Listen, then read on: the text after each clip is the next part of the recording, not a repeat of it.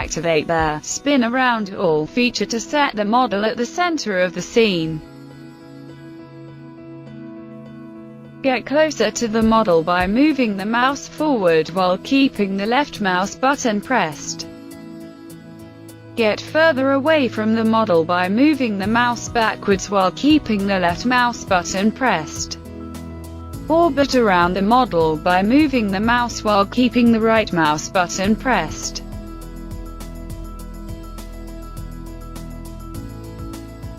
Move the model within the scene by keeping the mouse scroll wheel button pressed.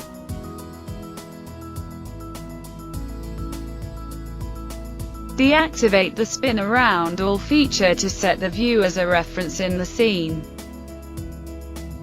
Move the observation point by simply using the scroll wheel.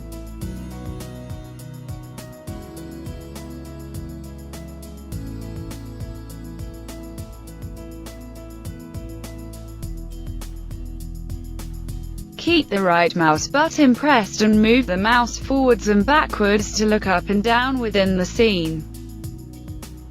And move to the right or left to look in the right or left directions.